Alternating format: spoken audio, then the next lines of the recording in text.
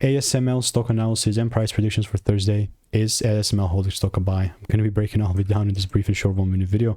I am the only guy in this space that has actually done 43,000 videos in 5 years.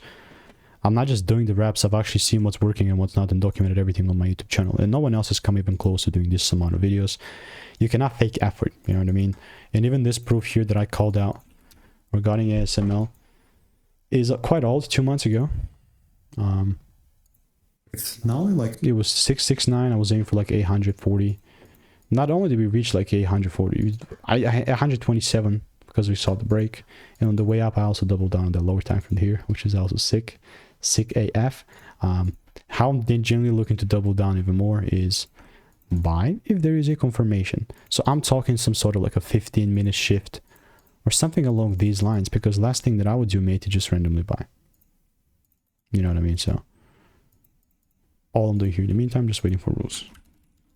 Let me know what is your opinion, and if you want to get my money making emails and insights, click the first link in the description, and I'll see you in the next one. Goodbye and enjoy.